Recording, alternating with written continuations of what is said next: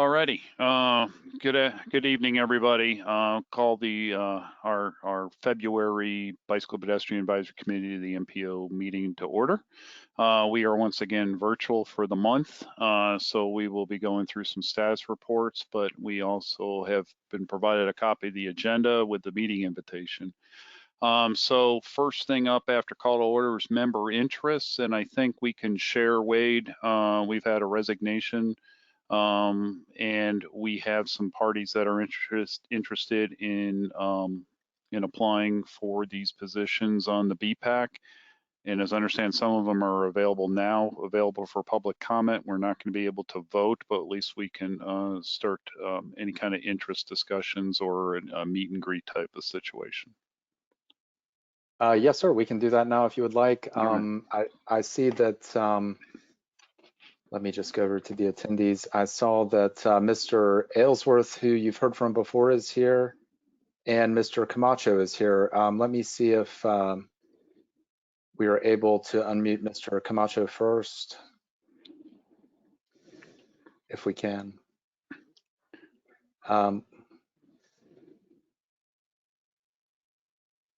Just one sec.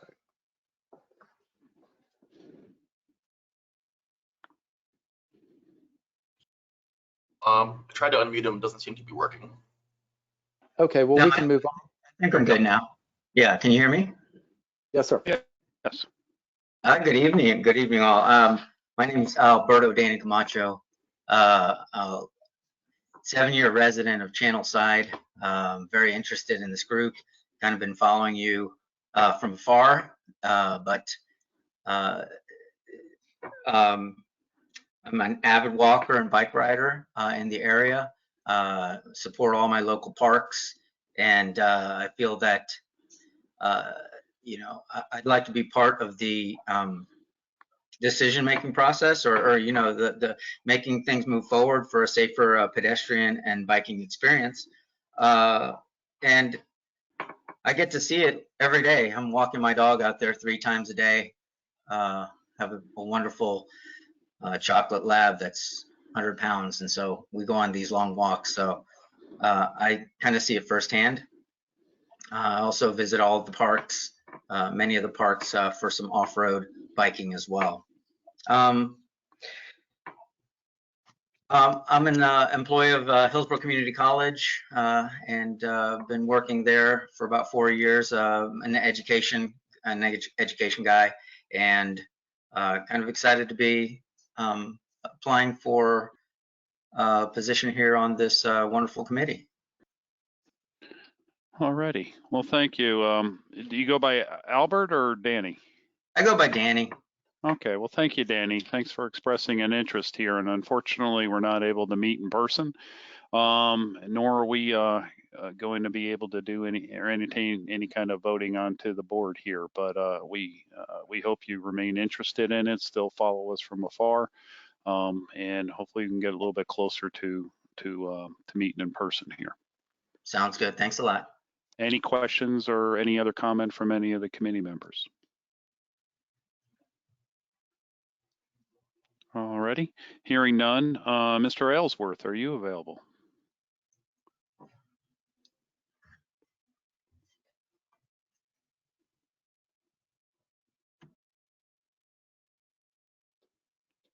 Mr. Aylesworth, if you are. Can you hear me now? Yes, sir. Sorry, I didn't see the mute button. Yeah, thanks for the opportunity. My name is David Aylesworth. I've met some of you. I've been attending meetings, several meetings over the past couple years. I'm a 20-year resident of South Tampa. I briefed the committee last fall, I think it was, about some technology product ideas that my company is exploring in the area of bicycle pedestrian safety. Also an avid cyclist. I bike every day. It's the best part of my day, and yeah, I would welcome the opportunity to contribute both to improving bicycle and pedestrian infrastructure in the city, as well as being an advocate to encourage more people to do that as well. So yeah, I hope the opportunity arises for me to help, and I look forward to it. Alrighty. Thank you very much, Mr. Ellsworth. And as I said to Danny, I wish we could meet in person and get to explore a little bit further. But I appreciate your comments here, and I invite anybody on the committee, if they had any questions or comments for Mr. Ellsworth, speak up, please. And I do know, Mr. Forbes, that Victoria Klug is here as well. Okay. Ms. Klug, I believe I have unmuted you. You should be able to speak if you're there. Welcome, Ms. Klug. Oh, I see there's a question from you. Oh, that was me. I was going to That's say you. Victoria Klug's on the line, but Wade got my telepathic message. And basically, I am a interested and concerned citizen, and with my children out of the house, I have more time to contribute after work. You may have remembered me from I attended previously and offered my membership application, but I am a school teacher for Hillsborough County District Schools, and I do spend a lot of time on the busier roadways here, and I'm concerned about all citizens, not just in South Tampa where I live, but also the east part of the city, East Tampa, because I've also worked in schools in that area. And you know, education is probably the key to most anything working. And so when you all are able to meet in person, I'd be more than happy to come in person and talk again to you all. Do you have any questions for me? Any questions for Ms. Klug? And No, not okay, really. no, as I said, again, I guess we were in person here, and we certainly do appreciate the interest here. Continue to invite you to follow along here, and as soon as we're able to get back, we can take some action on these openings. Super. Thank you. Thank you again. All right. Wade, anybody else? Or anybody else for public comment? I don't see anybody else who I emailed, although if anyone else is there, please feel free to type it into the chat or the question, and I'll be sure to unmute you.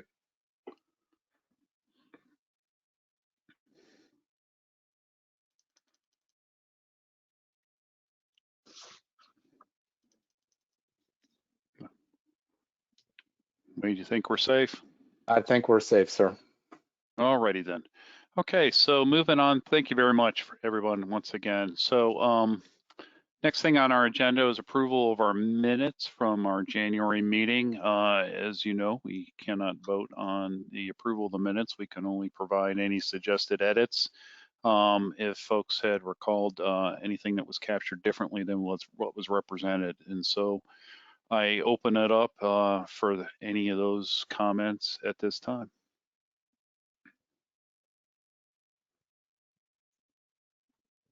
Alrighty, seeing none, I think we're free to go on to our next item here.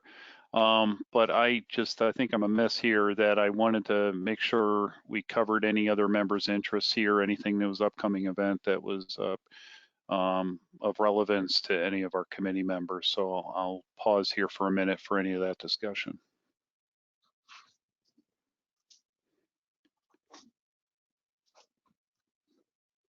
All righty. Hearing none here, let's go into our status reports here. I think we wanted to have a revisit here, or at least this was a holdover from last month, I think. The Heart Transit-Oriented Development Study Update. Yes, let me see if I can. Ms. McCleary, would you like for me to pull up your presentation, or would you like for me to make you the presenter? If you have it handy, Wade, you can pull it up for me. Sure, let me just get it open here.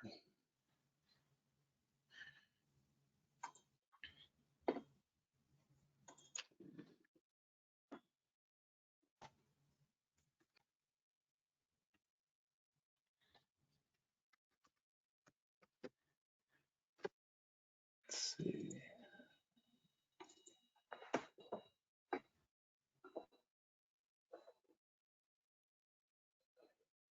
Nicole, was the one that you did for Livable Roadways Committee the same? Yes, yes. Great, great. That's the one I'm opening.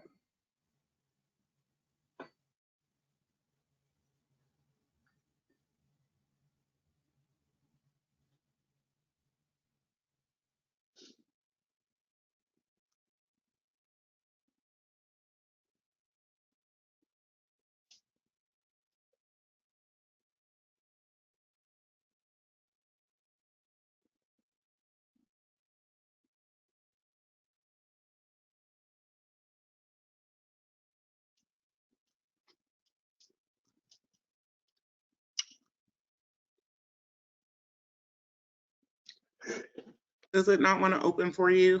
I may be able to grab mine really quick.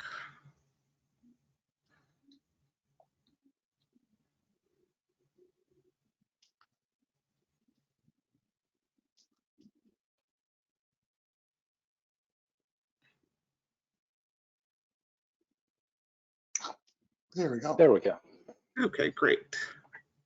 Well, good evening, everyone. My name is Nicole McCleary, and I am a senior project planner with HART.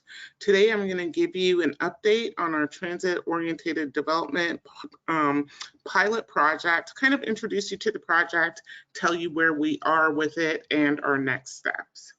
So we can go ahead and go to the next slide.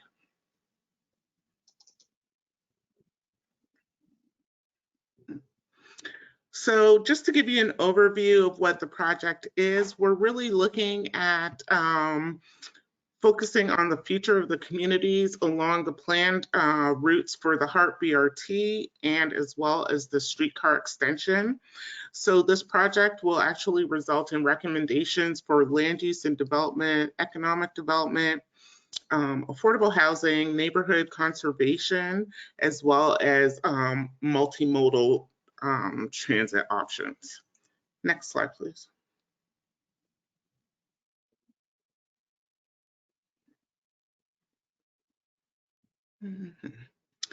So the goal of our project is really to encourage a mixed use of transit supportive uses.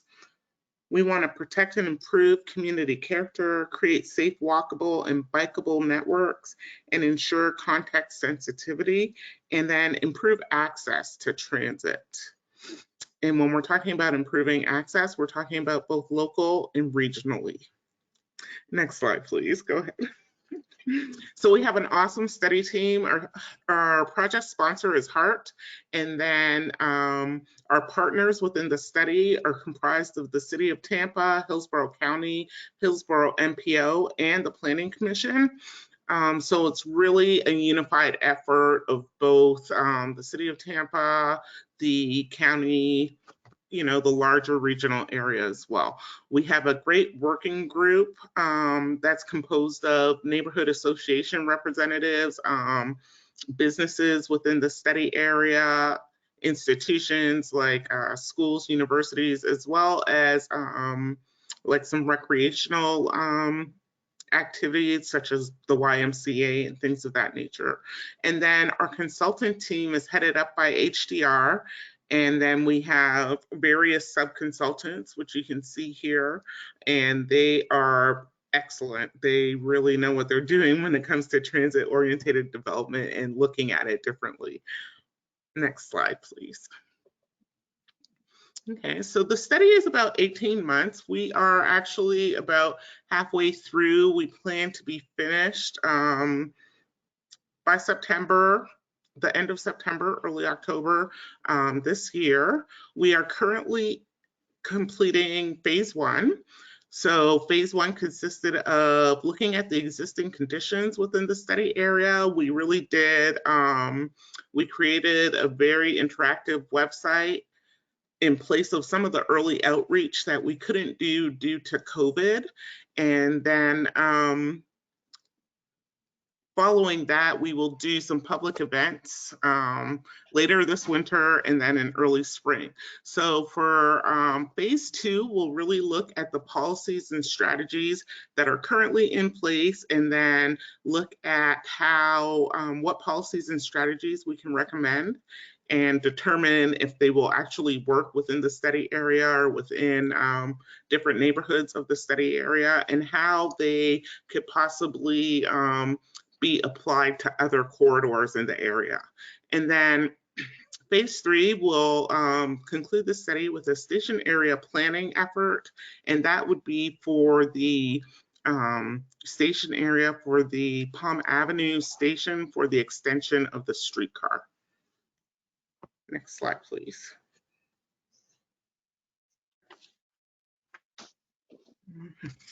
And this just gives you an overview of what our timetable looks like. As I said, we are moving into phase 2, which if you look at the steps, it's actually step 3, which is really looking at planning policy, design criteria, and then the regulatory framework, which I'll talk about a little bit more. As you can see, by the end of the summer, we'll begin to be doing the project documentation. We should come back and share with you our findings and recommendations and be wrapping up by September. Next slide, please. So here are some of the ideas and issues that we are looking at with this project. And when we talk to the working group, these are the questions that we're asking. These include ideas for new development and investment in the area, including thoughts about changes in land uses, the location and scale of new buildings, and opportunities for redevelopment or adaptive reuse. We're also talking about ideas for neighborhood improvement, housing conservation, and infill development, and how to improve walking, biking, and transit access. We also want to talk to people about ideas to ensure affordability and the opportunity for local residents and businesses to really tell us what they think about how they see the future of their neighborhood developing or growing. Okay, next slide, please.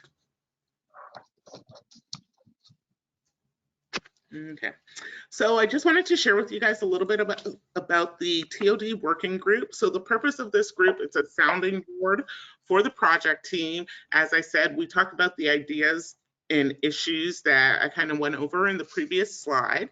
It's a working group that's informal, so it's a non-voting party. Our membership is open to residents, to representatives from the neighborhoods, as well as business associations and major property owners. We have some institutions such as the university, some schools, things like that as well. They are all our members are listed and their affiliations are listed on our website, so you can go ahead and check that out. And I wanted to share with you guys that membership is open, so please contact me if you are interested in joining the working group. We know that this group is going to kind of ebb and flow as the study goes on. As people hear more about it, they may be interested in providing some insight to the group. And then some people may be more interested in the beginning part than, you know, the middle process and things like that. So we meet about every 2 months, and then they're facilitated by Heart staff as well as the consultant group. So our meetings are announced on the website, and then if you are interested in joining, please let me know. I can put my email in the chat, and we will get you on the mailing list for the working group. Next slide, please. And so this was a listing of our current working group as of, we last met in November. We have a meeting coming up in February. Our list has changed a little bit as we've added some new participants, but this gives you an idea. As I said, it's listed on the website and it is updated.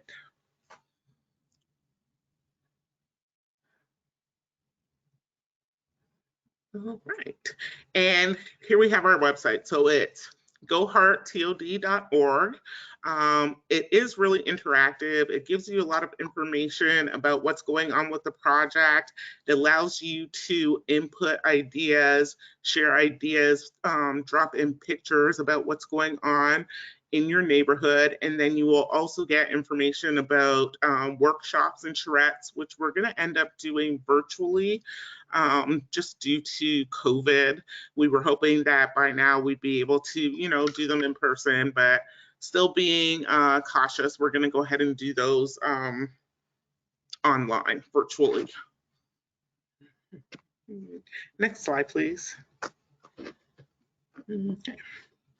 So this is our study area here, and it is a rather large study area. It's a 10.5-mile route from downtown Tampa to USF.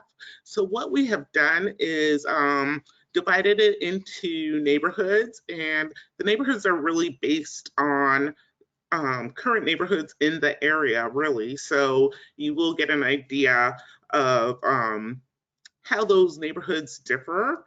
And then we focused on a walking distance of half a mile from planned stops of the BRT, the arterial BRT, and the streetcar for those for that TOD, that transit-oriented development. Okay, next slide, please. So this really just shows you another graphical look about of the study area, and as you can see, the lighter blue is the half a mile walking area, and then the darker blue is a quarter-mile walking area. Okay. Next slide, please. Okay. So with our current work, we did a context assessment, and when we were doing that, we were looking at the existing conditions within the study area, but specifically within each sub area. So within each of those 5 areas identified as a neighborhood, and what we were looking for were to identify opportunities for new development or redevelopment, as well as incremental infill, and then to understand the goals of each of those communities. Each of those sub areas have a very unique feel, and we really wanted to assess the equity and the affordability of those neighborhoods, ensuring that any type of recommendations or changes that happen in the area, we hope to keep those people that are living there. We want them to be able to still be able to afford to live there in the future.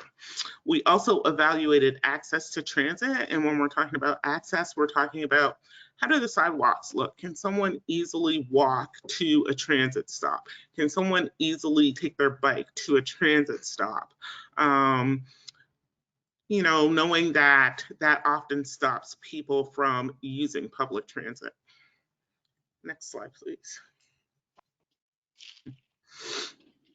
So with the context assessment, we also looked at what are the projections for the study area? How is it planning on growing? So we know that by 2045, there is a projected 71% increase in jobs within the area, and it's expected to see an 88% increase in residents as well. So when you think about that, you're thinking about a lot of people, a lot of jobs. Where do we put them? Like, is there room for this expected growth and increase? Next slide, please.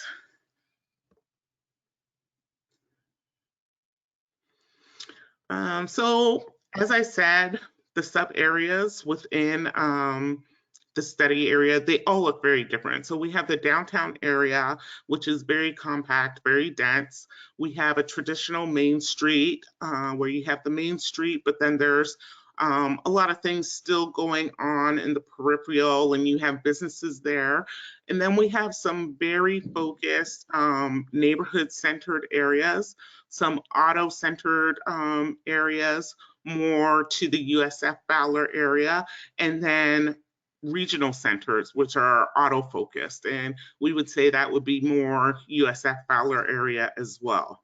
So when we're looking at recommendations for this project, we know that policies, development, regulations, even incentives and investment strategies have to really be tailored to those sub areas. Next slide, please. Okay. We also did a market profile, and the market profile really looked at the spatial distribution of the submarkets. We looked at the size of recent developments, the form, the scale. We were looking at performance of both commercial and residential properties, whether they are being rented out, how quickly they're being rented out, what kind of space is available that's not being rented out, and the demand. Our consultants did interviews with property investors within the area, developers within the area, and they will provide a high-level summary of some of the things that they heard from those interviews about how they feel about the study area and how it's going, or how they think the future will go within the study area. Next slide, please. Okay.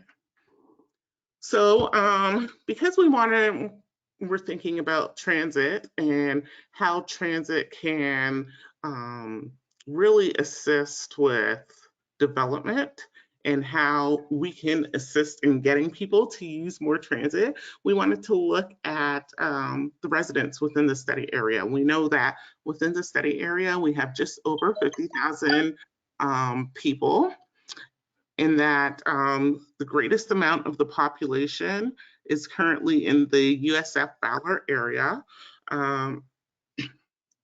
And we did that when we were looking at residents. We were looking at residents because that is a student area. We were definitely looking at residents that were living in the area for 10 months or longer per year. We know that within our study area, it's much denser than Hillsborough County. And it's just very diverse, which I think our next slide shows. Can we see the next slide, please? Yes, so within the study area, our average median income is just over $31,000. However, Seminole Heights has the highest area median income of $53,000, and then our most diverse area is Tampa Heights with 59% minorities, over 59% minorities actually. Next slide, please. Okay. So when we did our market assessment, we found that there were three market trends within the study area. There are some areas that have a weaker market where they have a limited development potential and would really need some assistance to push development in those areas. We have some areas that have an emerging market where there's some development currently occurring, but increasing prices may kind of cause that to halt. So they may need to do some sort of incentivizing to keep this area growing and keep people investing in the area. And then we have a stronger market where it's very transit oriented, supportive, and we really don't have to do too much for investors to continue to invest in those areas. And essential services are pretty close by or easily accessible for residents. Next slide, please. So this gives you an idea of our submarket potential. We know that the downtown area, through our context assessment, has a stronger market. And then Tampa Heights and Seminole Heights are our emerging markets. And then North Florida, Nebraska, and USF Fowler are weaker markets. So the context assessment is available on our website, and it does give a much deeper dive into each of these variables, like the residential, office, retail, and then TOD resident readiness. So definitely take a look at that. We have the full context assessment, and then we are doing a summary write-up, which is not as intense, but will still give you a very good idea of what's going on within each market. Next slide, please. Okay, so currently we're working on code evaluation, and what we're doing is really looking at the current codes within those sub areas to determine which ones are TOD friendly. Once we determine how TOD friendly these codes are. We will then go into discussing policies, discussing different ways to implement TOD, and determining which ones would work for which areas. This will definitely be vetted out with our partners, the City of Tampa, MPO, Hillsborough County, and the Planning Commission, so that we're really recommending policies and ideas that are implementable and can actually work. Slide, please. Okay.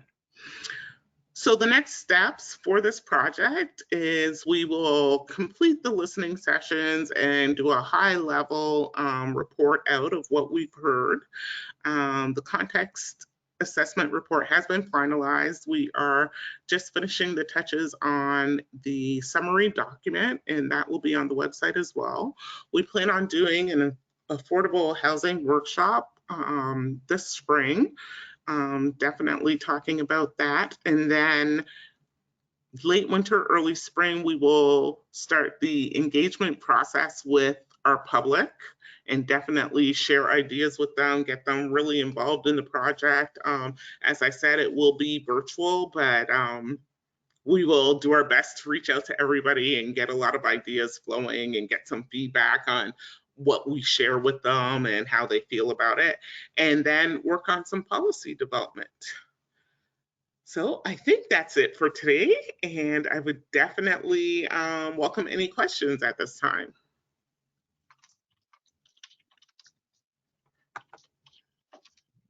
Okay. I think Wanda, you had a question for Nicole. Yeah, I was actually asking about bike network connectivity. I noticed that you mentioned it, but I didn't see anything really specific regarding bike network connectivity. So I just want to make sure that's included in there somewhere. Yeah, so we will definitely be looking at, for us, it's more of, can people walk or ride to a bus stop, right? What does that look like currently? So we did the assessment when we were looking at these sub areas to determine which ones are really good. There's some areas that there is good connectivity. There's some other areas where it's really not that great. So that would definitely be part of the recommendations.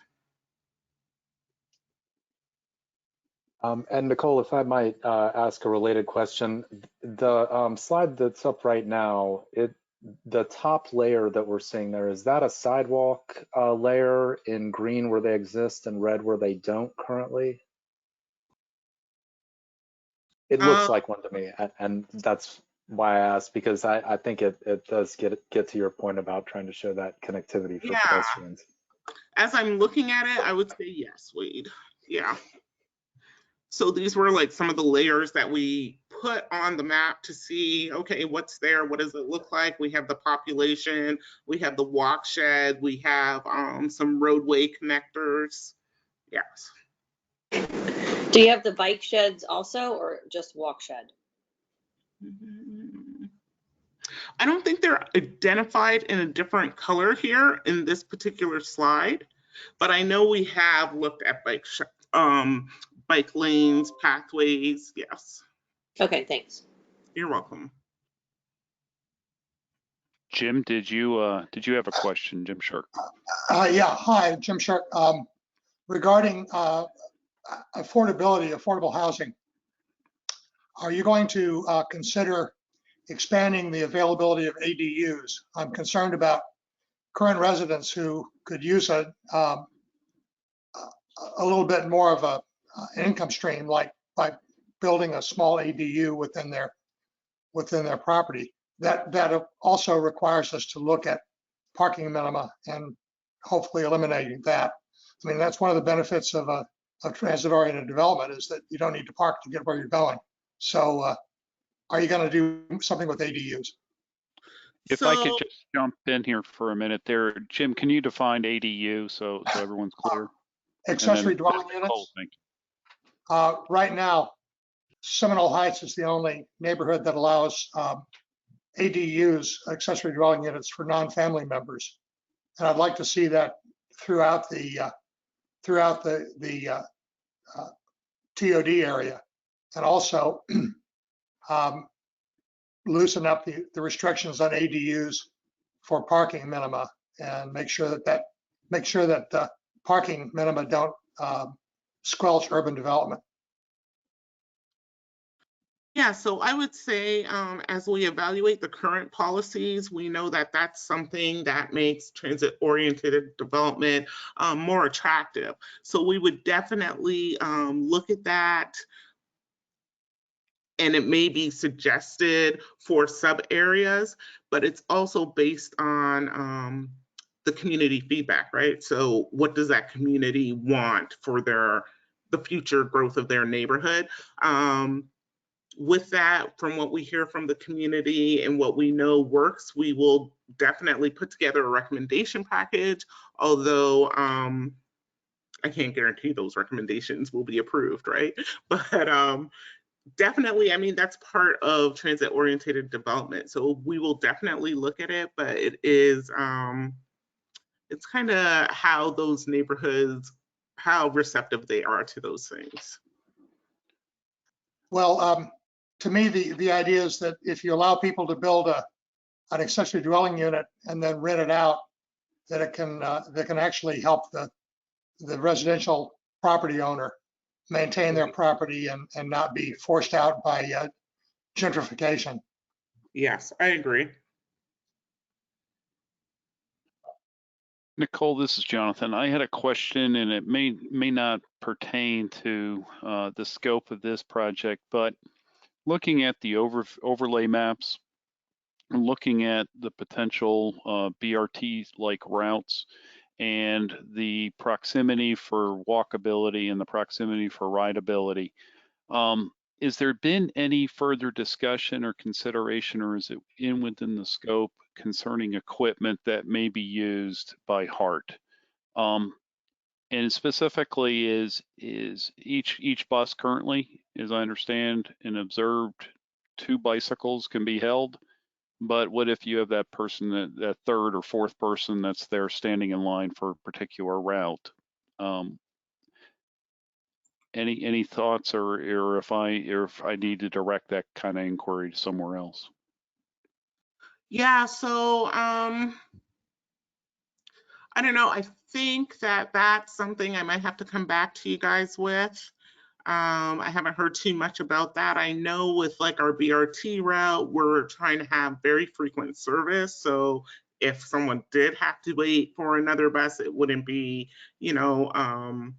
15, 20, 30 minutes, anything like that. But yeah, I would definitely have to follow up with you on that. Okay. All Okay. right, thank you. You're Thank you. It's welcome. just something as I was looking at those maps, I was looking and for personally speaking, as I would look, I either have a 15-mile ride or I have a 6-mile ride. That's the difference here to get from the USF area to downtown area. Right. Yeah. Okay. Thank you, Nicole. You're welcome. Any Mr. other Forbes, questions or comments? it looked like Mr. Sapper might have had a question about trips. Hey, Yes. Bill. Hi.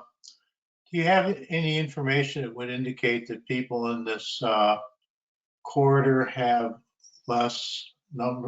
fewer number of vehicles available to them for trips?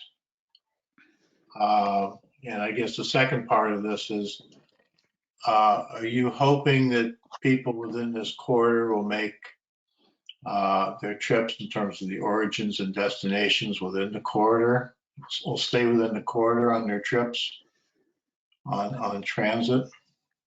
Yeah, so I would say that we do know that we have some lower income areas within the corridor. I know the MPO just did a study maybe last month that they presented that shared with us the number of vehicles per household in the Tampa area. So I can definitely pull that up and get back to you specifically with those numbers with that, but we do know that there are quite a few lower socioeconomic areas within the study area. So knowing they have less than one vehicle. Now, are we expecting them to stay within the study area traveling? No, not necessarily. We want this to be to provide access both locally and regionally. But we're also thinking, well, you know, how do you support transit? Well, you often support transit by having things in the area that you can easily access, right? If you know that 2 stops up is a grocery store, why not just take the bus 2 stops up versus taking your car and trying to find a parking spot and those types of things. So, I mean, I think it's a little bit of both. We want them to be able to support business within their area, but we also want to be able to support business locally and regionally. Okay. Any other questions for Nicole? All right. Well, Nicole, thank you very much for spending some time with us this evening, and we look forward to hearing any further developments. Thanks for having me. Okay. So moving on, that was really our only status report for the evening here. So we can move into old business, new business, and so we can open that up for any items there.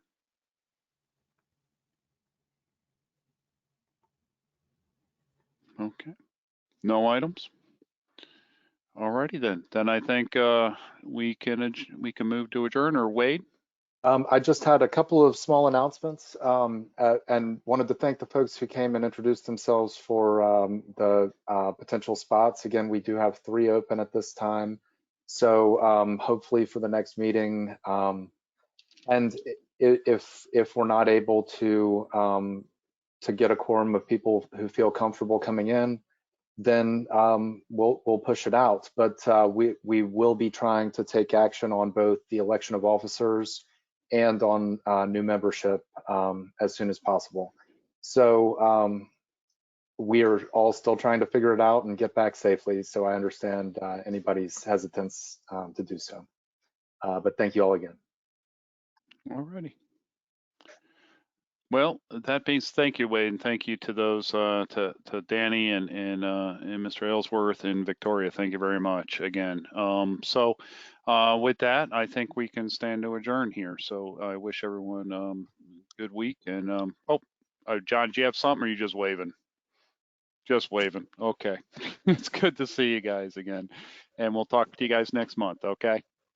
All right, good night. Thank you. Thank you all. And happy birthday, Sally. Oh, Sally, happy birthday. Oh, happy birthday, Yeah. Sal. All right then. Take care, everybody.